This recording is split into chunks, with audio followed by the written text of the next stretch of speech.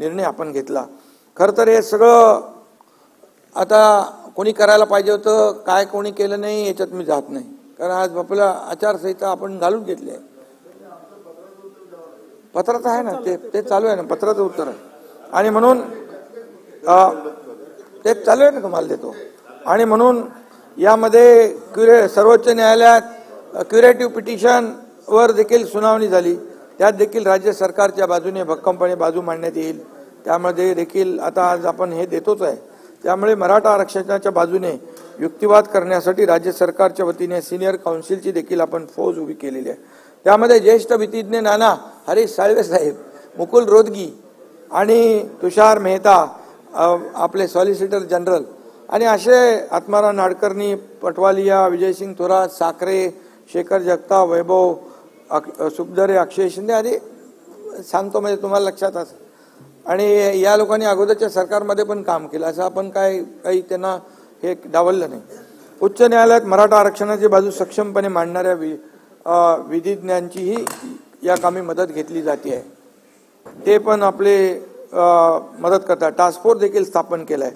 उच्च न्यायालय आणि सर्वोच्च न्यायालय आणि इतर न्यायालयीन पातळीवरही मराठा समाजाचे आरक्षण कसं टिकून राहील याबाबत शासन आणि आयोगात समन्वय राखण्यासाठी निवृत्त न्यायाधीश दिलीप भोसले यांच्या अध्यक्षतेखाली समिती नेमली आहे। या समितीमध्ये निवृत्त न्यायाधीश मारुती गायकवाड, न्यायमूर्ती संदीप शिंदे यांचे सल्लागार म्हणून नियुक्ती केली आणि त्यांच्याशी देखील सातत्याने संवाद या ठिकाणी सुरू आहे। मराठा समाजाच्या आरक्षणाच्या मागणीवर चर्चा करण्यासाठी तसेच मराठा आरक्षण व सुविधा मंत्रिमंडळ उपसमिती, मुख्य सचिव तसेच मान्य मुख्य न्यायमूर्ती श्री दिलीप भोसले यांच्या अध्यक्षतेखाली सल्लागार मंडळाच्या एकूण 50 बैठका झाल्या आणि दरम्यान मराठा समाजाचे सामाजिक व शैक्षणिक मागासलेपण तपासणी करण्यासाठी 13 नोव्हेंबर 2023 रोजी राज्य मागासवर्ग आयोगाला टर्म्स ऑफ रेफरन्स निश्चित करून देण्यात आले। राज्य मागासवर्ग आयोगास तातडीने 367 कोटी रुपये उपलब्ध करून देण्यात आले। आयोगाच्या पुण्यातील कार्यालयात देखील वाढीव जागा पाहिजे होती, ती दिली। आवश्यक ती सगळी साधन सामुग्री संसाधनं त्याला उपलब्ध करून दिली।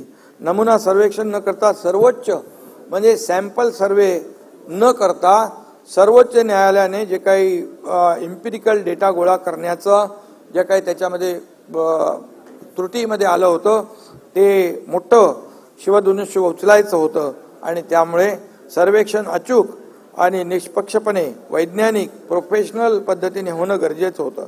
त्यासाठी Gokhale institute of politics and economics Pune, IIPS यासारख्या नामांकित संस्थांची मदत देखील घेण्यात आली। विजयराव यांनी यासाठी स्वतंत्र संगणक प्रणाली विकसित केली, प्रश्नावली तयार करण्यात आली, सर्व महसूल यंत्रणा यासाठी तयार ठेवण्यात आली। सर्व जिल्हाधिकारी, पालिका आयुक्त यांना नोडल अधिकारी म्हणून नेमलं गेलं। त्यांच्या वारंवार बैठका घेतल्या, VC घेतल्या। जवळपास 3 ते 3.5 लाख प्रगणक नेमण्यात आले। त्यांचं मास्टर ट्रेनिंग झालं। 23 जानेवारीपासून युद्धपातळीवर सर्वेक्षणाचं काम सुरू झालं। हे सर्वेक्षण अचूक करायचं होतं आणि वेळेत पूर्ण करायचं होतं, हे चॅलेंज तर होतं। आणि म्हणून मला सांगायला अतिशय आनंद आणि अभिमान आहे की 2 फेब्रुवारी 2024 म्हणजे या कालावधीमध्ये त्यांचं नाही का आवाज येत नाही? ए कोण बसलंय बाबा तिकडे?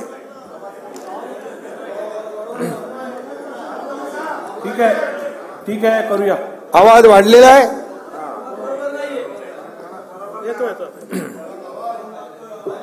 इयरफोन वापरा, इयरफोन। ठीक आहे, हेडफोन वापरा।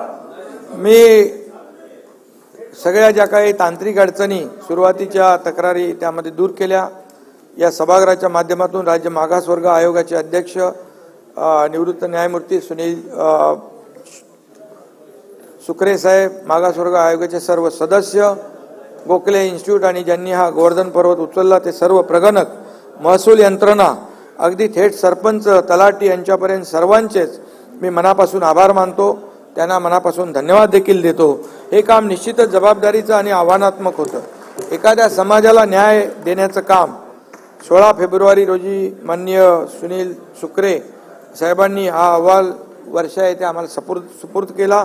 आज सकाळी राज्य मंत्रिमंडळ बैठकीत तो मांडण्यात येऊन त्यावर चर्चाही झाली आणि यामध्ये आमचे सहकारी दोन्ही उपमुख्यमंत्री इतर मंत्री सर्वजण उपस्थित होते आणि हा तिढा सोडवण्यासाठी या सगळ्यांचं सहकार्य मिळालं हे मला या ठिकाणी नम्रपणे सांगितलं पाहिजे। सुप्रीम कोर्टाने आरक्षण रद्द करताना ज्या त्रुटी निदर्शनात आणून दिल्या त्या दूर करण्याच्या प्रयत्नावर यामध्ये भर दिलेला आहे।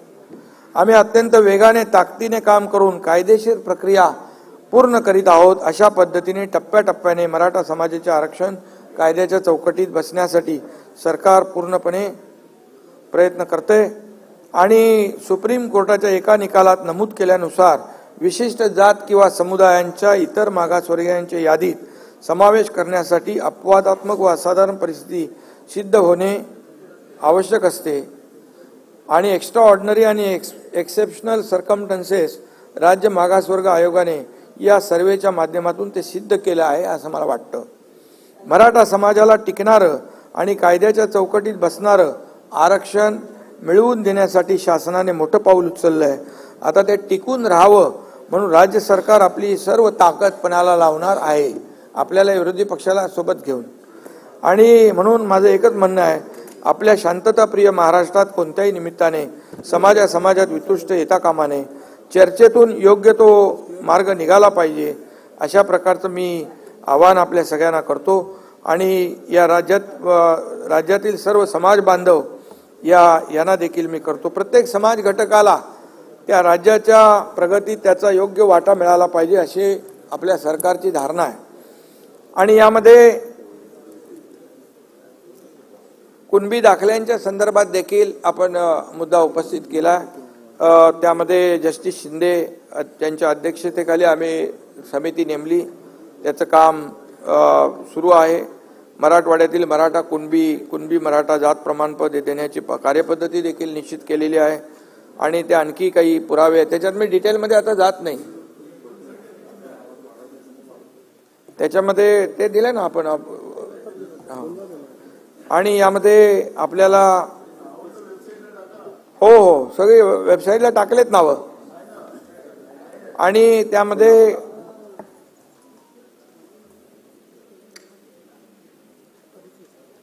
अधिसूचना आपण जी काढली होती त्या अधिसूचना देखील संपूर्णपणे मराठा समाजाच्या नेत्यांनी पूर्ण वाचली होती आणि त्या अधिसूचनेमध्ये आता अधिसूचना काढल्यानंतर 16 तारखेपर्यंत त्याला सूचना हरकती होत्या आणि नाना 6 लाख हरकती आलेल्या आहेत।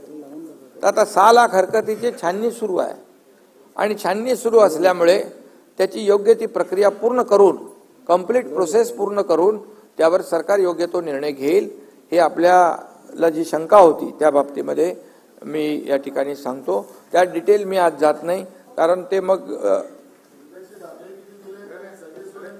सगळे ते सांगितलं ना, जी सगळे सोयऱ्यांचे जे 6 लाख हरकती आलेल्या आहेत त्या नोटिफिकेशनवर, त्या अधिसूचनेवर जी अधिसूचना काढली आपण त्याच्यावर 6 लाख हरकती आल्यात, त्याची छाननी सुरू आहे।